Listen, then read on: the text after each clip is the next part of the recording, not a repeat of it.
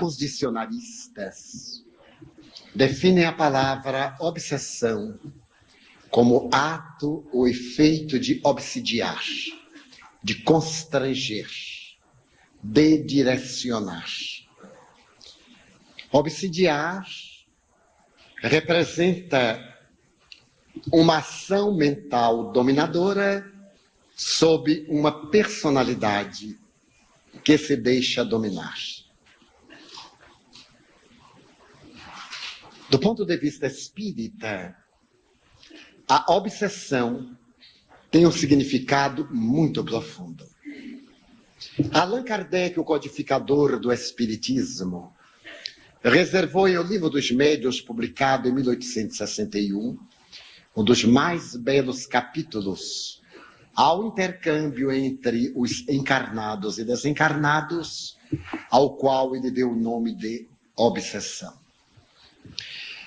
Em O Livro dos Espíritos, a sua primeira obra, publicada 4 anos antes, ele interrogou oportunamente as entidades venerandas. Interferem os espíritos em nossas vidas? E os mentores da humanidade redarguiram: mais do que supondes, ao ponto de que são eles que vos dirigem. Nesta resposta está embutido o fator obsessivo, porquanto, não sendo os espíritos mais do que as almas dos homens que viveram na terra, os há semelhantes aos homens do mundo, bons, maus, nobres, zombeteiros, elevados, impiedosos, felizes, desventurados. Porque o mundo espiritual é o mundo causal, de onde vêm as criaturas para a Terra e para onde retornam depois do seu ciclo de evolução.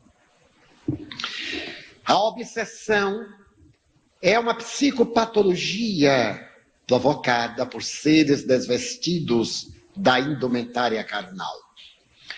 Fazendo análise dessa problemática, que é tão antiga quanto a história do homem na Terra, Allan Kardec cunhou um pensamento admirável. Nem toda loucura é loucura, sendo na maioria das vezes obsessão, mas nem toda obsessão é apenas obsessão, podendo constituir-se também em um estado de loucura. A linha divisória entre uma psicopatologia de loucura e uma de obsessão é muito tênue, e se confundem aqueles parâmetros de uma patologia e da outra, não se podendo definir quando começa a loucura e termina, quando está a obsessão e acaba.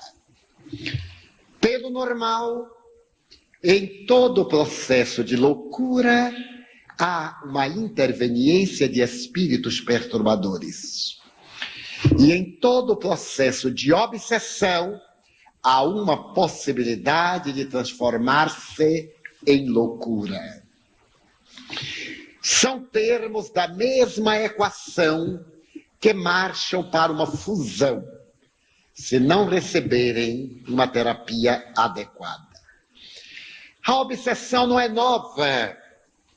Se nós observarmos-la, vamos encontrar em personalidades de grande realce na história da humanidade. No referido caso de Nabucodonosor, estamos diante de uma zoantropia. Quando ele se considerava um cavalo e pastava nos jardins de Semíramis, ele era vítima de um espírito zoantropo, um espírito cuja impiedade dele fizera uma forma degenerada que atacava o grande rei da Síria e mais tarde da Babilônia, levando a um desequilíbrio total. Nero, por exemplo, conta a tradição histórica, mandou queimar o Palácio Imperial porque ele se dizia vítima da presença dos espíritos da mãe e da esposa que matara, e mandou construir a Domus Aurea, o seu lar, a sua casa de ouro. Na história ficaram célebres, na antiguidade, o caso de Tiresias, que era na Grécia um grande sensitivo, que se tornara médium dos espíritos imortais e que invariavelmente era consultado pelas personalidades ímpares, particularmente no caso das obsessões. Periândaro, um dos heróis da Grécia, depois de haver assassinado a sua esposa Melissa a pontapés, foi vítima da perseguição da mesma, havendo recorrido a Tiresias para libertar-se do espírito obsessor.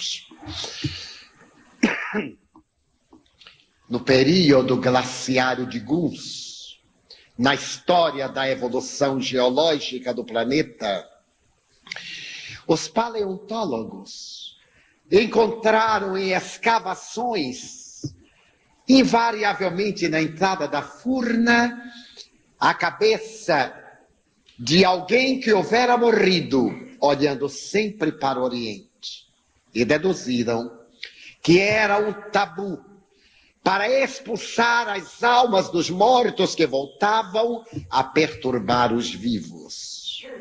Na Bíblia, estamos com exemplos os mais ricos de obsessões, que se tornaram famosas, mas detenhamos-nos no Evangelho de Jesus, no Novo Testamento, que é constituído de 27 pequenos livros. Narram os apóstolos, evangelistas, que Jesus foi considerado Senhor dos Espíritos, pela autoridade que mantinha com os desencarnados.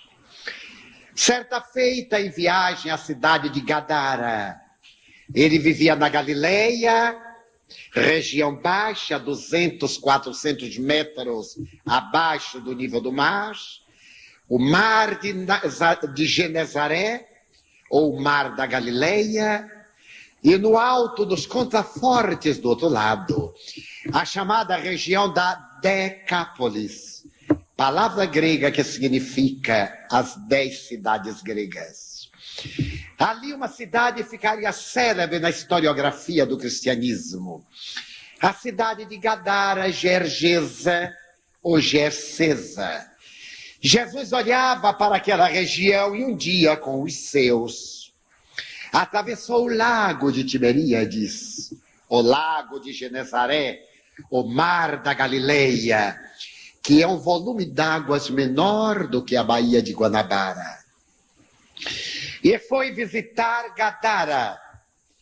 Gadara, de tradição grega, era naturalmente inimiga da tradição israelita, porque Gadara se dedicava ao comércio de porcos, e os israelitas consideravam-no, do ponto de vista social e teológico, um animal sujo, até hoje, indigno de ser comido por criaturas israelitas.